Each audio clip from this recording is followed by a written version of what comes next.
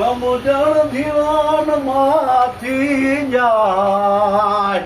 એ જ રામજી પિતાજીના વચન ખાતર વનમાં જોને જાય એ જ રામજી પિતાજીના વચન ખાતર વનમાં જોને જાય આજનો રામલો મા બાપને રુદટ મેળવા જાય સમજણ દીવાન માંથી જાય ભાવ વિનાના ભક્તો